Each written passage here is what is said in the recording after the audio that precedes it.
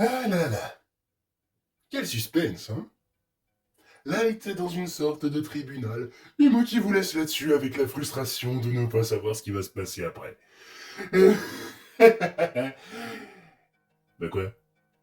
J'ai pas le droit de jouer avec vos nerfs? Hein? Bon, allez, j'arrête de vous taquiner, et nous pouvons reprendre là où nous en étions. Donc,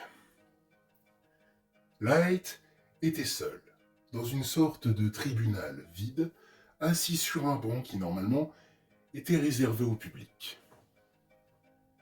Il attendait de savoir ce qui allait lui arriver quand Julian entra dans la pièce.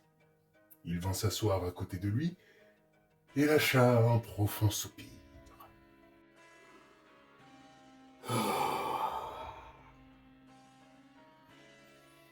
Décidément, tu es dans tous les ennuis qui nous sont arrivés ces derniers jours. Oh, je ne te blâme pas, ne t'inquiète pas. Je me doute que tu aurais préféré ne pas y être mêlé. Mais bon, les choses sont comme elles sont.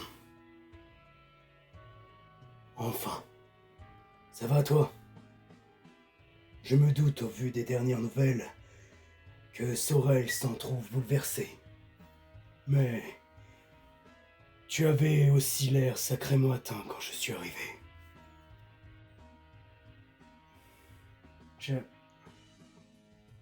Sorel n'est pas responsable de ce qui est arrivé. C'est ma faute. C'est moi qui... Julian fit signe à Light de se stopper. Personne n'est responsable de cette tragédie.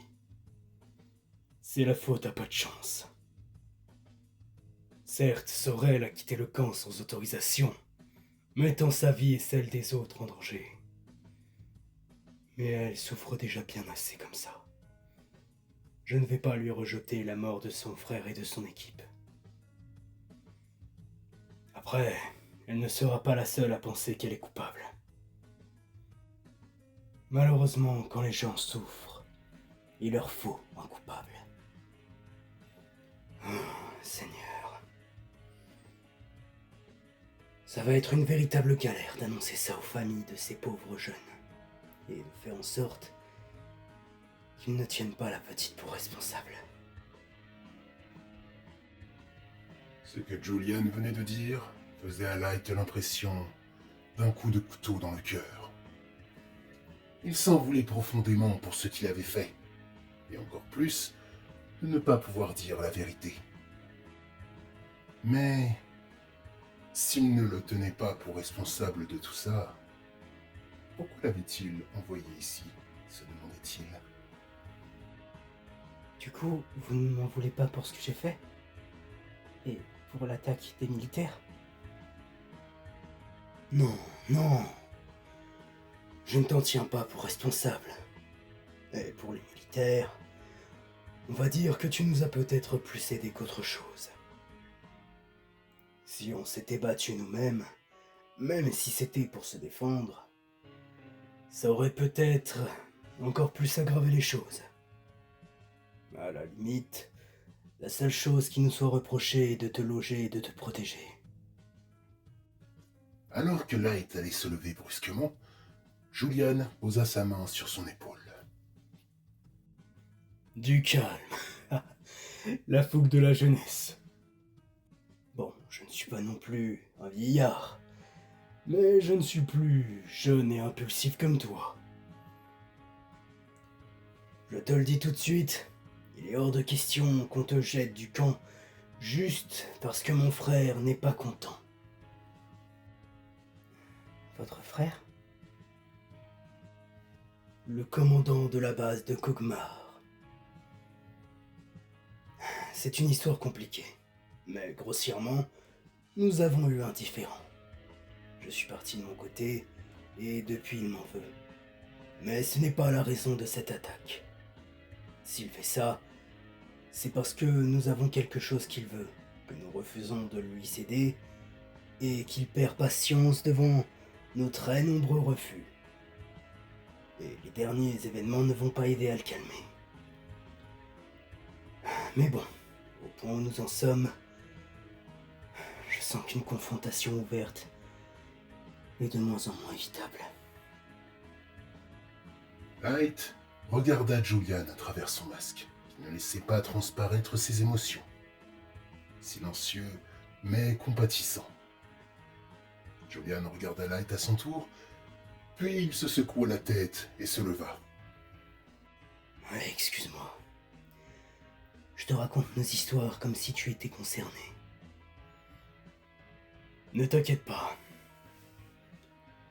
Nous saurons nous débrouiller avec tout ça. Toi, reste juste te reposer. Et tu pourras repartir quand ce sera fait. Nous t'escorterons même hors de la ville s'il le faut. Pas la peine de vous excuser. Il vous arrive pas mal de trucs en ce moment. Ça ne doit pas être facile à encaisser. Alors, je comprends que vous ayez besoin de lâcher un peu de lest. Julian regarda Light pendant quelques secondes, un peu surpris. Puis, il lui sourit. Oui. Ça doit être ça. Oh, pendant que j'y pense, est-ce que tu te rappelles de là où tu as vu le groupe de Léo se faire attaquer par le super infecté? Léo? Le frère de Sorel. Si leurs corps et leurs équipements sont encore là-bas, nous souhaiterions les récupérer pour les familles et le camp. Et s'ils sont... Enfin, tu vois, nous aimerions leur accorder le repos avant qu'ils atteignent le stade 3 et récupérer les corps et les équipements. Light ne savait toujours pas ce que signifiait ce stade 3, mais demander ce que c'était était la pire chose à faire selon lui. Ça attirerait sûrement la suspicion de Julian, ou de quiconque qui vit dans ce monde depuis sa naissance. Alors il acquiesça, malgré quelque chose qui le faisait tiquer. Leurs équipements sont si importants que ça pour que vous souhaitiez les récupérer malgré les risques? Je sais que ça a l'air un peu malsain de placer leurs équipements au même niveau que leurs dépouilles. Mais en réalité, il s'agit d'armes uniques qui ont été fabriquées dans les hautes tours. Leur construction demande beaucoup de ressources et de travail. Alors, nous aimerions ne pas avoir à en fabriquer et laisser ces précieuses ressources dans la nature. Ou pire, que la base mette la main dessus. Je vois. Compréhensible en effet. Si vous voulez, je peux accompagner l'équipe de recherche. Ce sera plus simple pour retrouver le lieu de l'attaque. Et malgré tout, je me sens responsable de tout ça. Julian réfléchit quelques secondes, un peu sceptique. Puis, il regarda Light. Et malgré le fait qu'il ne voyait pas son visage, il sentait la détermination en lui. Alors, il accepta. Néanmoins, il posa une question qui mit Light mal à l'aise.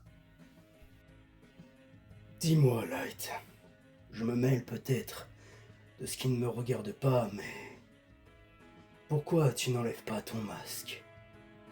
Tu es en sécurité ici. Light sentit son cœur battre à 100 à l'heure. Il devait trouver une excuse au plus vite. Pour quelle raison il pourrait garder son masque et être couvert de partout? Vite quelque chose que Julian ne pourrait remettre en question ou demander à vérifier. Puis, soudain, Je... Mon corps est complètement mutilé et recouvert de cicatrices. Je suis tombé sur des tarés qui m'ont torturé pendant un long moment. Et je cache tout ça parce que je ne supporte pas de les voir. et encore moins que d'autres les voient. Il pensait « Faites que ça marche, pitié, qu'il gobe cet énorme mytho !» Et Julian le regarda d'un air attristé et compatissant. Il tapota sur son épaule en s'excusant de lui avoir posé la question et lui demanda de le suivre. Plutôt doué pour raconter des bobards, ce petit. Quoi qu'il en soit, tous deux partirent récupérer les affaires de Light, puis ils allèrent dans une pièce où les attendait l'équipe de recherche que Light avait sauvée. Tous remercièrent le jeune homme, puis ils se rassemblèrent autour d'une carte de la ville pour définir le chemin à prendre pour aller là où Light avait vu pour la dernière fois le groupe de Léo. Mais en regardant la carte, Light se rappela enfin d'où venait son impression de déjà-vu, quand il a entendu parler des hautes tours et de la base militaire. Il sortit sa carte de son sac et la montra au reste du groupe en expliquant qu'il l'avait trouvée sur un cadavre de soldat. Julian et l'équipe de recherche se regardèrent les uns les autres, d'un air surpris. Puis, ils proposèrent à Light d'échanger sa carte avec une autre vierge, ou avec de nouveaux marquages, lui expliquant que sa carte pourrait leur être utile. Il accepta et leur laissa la carte. Ensuite, ils décidèrent du trajet pour la mission de récupération. Ils partiraient demain, après que tout le monde se soit reposé et préparé. Light fut ensuite raccompagné à l'étage de la prison. Une fois à nouveau dans sa cellule, les gardes lui demandèrent s'il voulait qu'il lui laisse ouvert. Et il leur demanda de fermer à clé, en prétextant qu'il pouvait faire du somnambulisme et ne voulait pas se balader on ne sait où. En réalité, il avait juste peur que le virus reprenne le contrôle s'il se relâche. Ce dernier s'était calmé depuis les événements avec Sorel, mais il restait vigilant. Les gardes acceptèrent et lui apportèrent de quoi se nourrir. Il y avait surtout des légumes dans son assiette. Le camp devait donc se nourrir majoritairement avec les cultures qu'il avait vues, même s'il y avait des aliments qu'il n'avait pas vus sur le toit. Ils en avaient peut-être autre part, ou faisaient un roulement. Il s'amit donc à manger en tournant le dos à la porte, sa capuche sur la tête, au cas où quelqu'un arriverait durant son repas. Son apparence n'était pas aussi monstrueuse que celle des infectés, mais il ne voulait pas prendre de risques. Une fois son repas terminé, il remit son masque, mit son plateau en dehors de sa cellule et s'allongea sur son lit. Ce n'était pas le grand luxe, mais ces derniers jours, il avait surtout dormi dehors, donc il était plutôt content d'avoir au moins un vrai lit. Néanmoins, il devait essayer de garder le contrôle sur son corps pour ne pas se faire démasquer. Il ferma les yeux et répéta son mantra. « Je suis Light et je suis humain. » Peu à peu, le confort de la couette et la fatigue mentale de la journée le firent plonger dans les bras de Morphée. Le lendemain, il se réveilla une nouvelle fois en ayant le contrôle. Il était bien évidemment soulagé, mais il se demandait pourquoi le virus n'avait pas repris possession de son corps depuis la dernière fois. Il intervenait et essayait par moments de l'influencer, mais hormis quand il avait commencé à manger le bras du cadavre du conduit et qu'il avait chassé le sanglier, le virus n'avait pas pris le contrôle. En y réfléchissant, il se demandait si la faim ne jouait pas un rôle. Peut-être que le virus profitait de certains moments précis pour agir. Il devait donc essayer de définir ces moments et en apprendre encore plus sur le virus. Quelques minutes après son réveil, on lui apporta son petit déjeuner et lui rappela que le départ était dans une demi-heure environ. Il hocha la tête et, en s'approchant du plateau, il fut surpris de voir ce qu'il y avait dessus. Une belle salade de fruits l'attendait. Il devait donc avoir des légumes, mais aussi des fruits, en quantité, pour se permettre de telles fantaisies. Il la dégusta avec plaisir, toujours en se cachant, mais il était bien content de pouvoir manger ça dans ce monde en ruine. Puis, quand il eut fini de manger, il attendit qu'on vienne le chercher. Il finit par quitter sa cellule, accompagné par les gardes avec qui il alla sur le toit du bâtiment. Là-bas, le groupe de recherche l'attendait. Il les rejoignit alors et tous ensemble utilisèrent la plateforme pour descendre. Bon, je ne vais pas vous faire tout le trajet parce qu'il ne s'est rien passé de réellement palpitant pendant. Ils ont été discrets, prudents, et quand ils ont croisé les infectés, soit ils ont attendu qu'ils partent, soit ils les ont contournés. Ils avaient prévu tout un trajet pour éviter la rue où les militaires les avaient attaqués, pour essayer d'en éviter un maximum. Et finalement, ils arrivèrent jusqu'au bâtiment où Light les avait guidés. Devant cet endroit, Light sentait son cœur s'accélérer. Il avait peur de ce qu'il allait découvrir. Le groupe pénétra dans le bâtiment et monta tranquillement les étages en vérifiant que les alentours étaient sûrs. Chaque marche rapprochait Light de ce qu'il redoutait.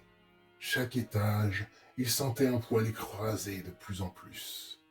Puis vint le moment, la dernière marche avant l'étage fatidique.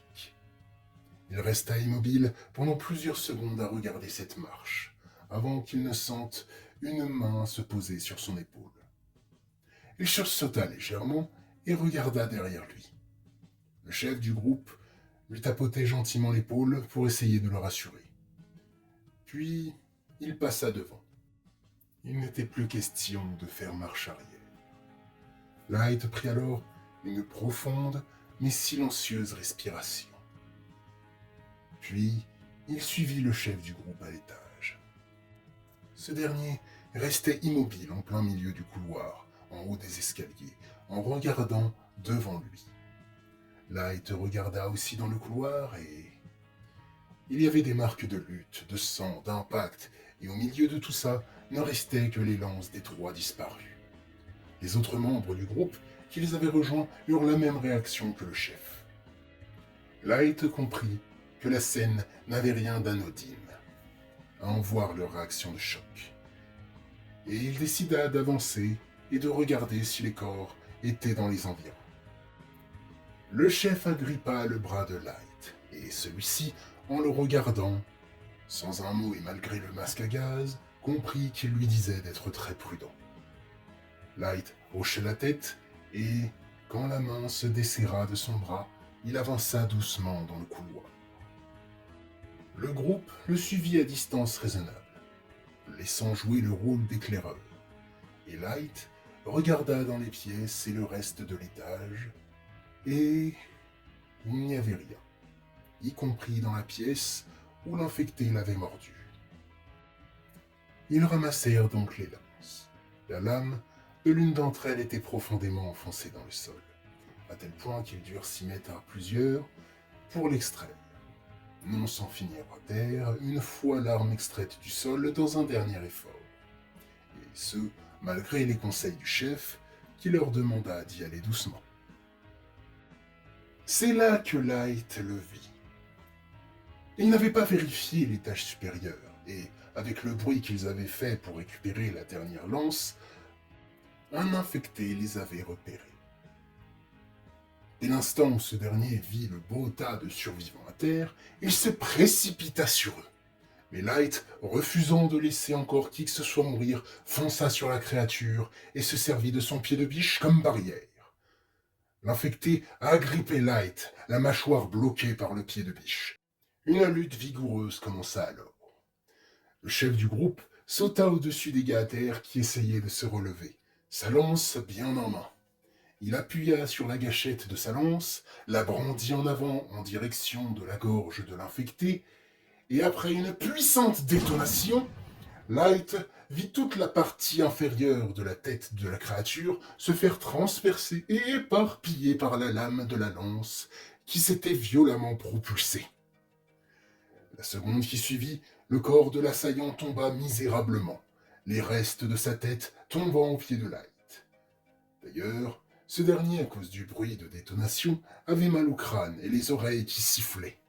Mais il se sentit tiré en avant par le bras et poussé par le reste du groupe qui prenait la fuite, l'embarquant avec eux. Après quelques secondes, Light se reprit et commença à courir en suivant le groupe. Une fois assez éloignés de la zone de l'affrontement, ils stoppèrent leur fuite et reprirent leur respiration. C'est à ce moment-là où le groupe se reposait et qu'ils étaient apparemment en sécurité que le chef vint parler à Light. Eh ben, je dois encore te dire merci d'avoir sauvé mes gars. Sans toi, le reptile les aurait attrapés. Le reptile? Light réalisa qu'il venait peut-être de dire quelque chose de stupide sans réfléchir. Infectés. On les appelle différemment là d'où tu viens. Oh, je les appelais juste les infectés, perso. Ah, je vois. Eh ben, n'empêche que sans toi, on aurait peut-être encore perdu des hommes. D'ailleurs, t'as de sacrées capacités physiques. J'ai même pas eu le temps de réagir que tu avais déjà foncé sur cette saloperie à une vitesse hallucinante. Et, même niveau force, t'as pu le retenir assez longtemps avec un simple pied de biche pour que je puisse lui exploser la tête. Quand je pense que tu as fui devant ce qui a attaqué le groupe de Léo, il devait vraiment être au-delà de toute imagination, l'infecté qui s'en est pris à eux. Light ne savait quoi répondre. Il comprit que dans le feu de l'action, il n'avait pas fait attention à ses capacités surhumaines. Et en plus, son mensonge prenait de plus en plus d'ampleur. Il devait donc essayer de noyer le poisson. Au final, vous m'avez quand même sauvé la peau. Je n'aurais pas pu m'en sortir sans vous. Peut-être. Mais n'empêche que tu restes très impressionnant. Tu sais, après la mission, Julian voulait te faire accompagner en dehors de la ville par un autre groupe. Mais si tu veux, tu peux aussi rejoindre le camp. On aurait bien besoin de petits jeunes talentueux comme toi. Enfin, si tu en as envie, je te propose juste. Light le regarda, surpris. Il ne s'attendait pas à ce qu'on lui demande de rejoindre le camp. Son interlocuteur ne le savait pas, mais il avait été la cause de certains de leurs malheurs après tout. Et puis, il était infecté, donc potentiellement une menace pour eux. Vous ne me connaissez même pas. Je pourrais être une mauvaise personne. Julian et moi on parle, tu sais. Et on a pas mal parlé de toi durant le peu de temps que tu as passé au camp. Et on est plutôt d'accord sur toi. Tu as tes secrets et ton passé. On en a tous. Et certains membres du camp ont fait des choses dont ils ne sont pas fiers. D'autres ont vécu de sales choses. Mais pour Julian, les hautes tours sont une occasion de repartir à zéro. De faire table rase du passé. Et de faire partie d'une communauté. Bien sûr, tout le monde n'est pas obligé de faire copain-copain, directement en arrivant. Light resta silencieux pendant plusieurs minutes, à réfléchir. Il pesait le pour et le contre de faire partie du camp et de ne pas les rejoindre. Pour, il aurait un lieu sûr et plutôt confortable où revenir à chaque expédition. Il pourrait récolter plus facilement des infos sur le virus et ce monde, même s'il devait le faire subtilement. Contre, il pourrait être une menace à cause du virus. Et il était celui qui a attaqué le groupe de Léo et avait donc privé Sorel de... Sorel. En pensant à elle, il se rappela ses pleurs, la tristesse dans sa voix. Il se sentait responsable et voulait par-dessus tout se faire pardonner et réparer ses erreurs.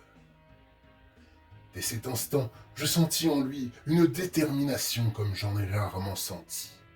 La peur et les remords avaient fait place à une flamme dans le cœur de Light, qui brûlait et remplissait son cœur de chaleur et de courage. Il se leva, regarda le chef de groupe et lui dit « Ok.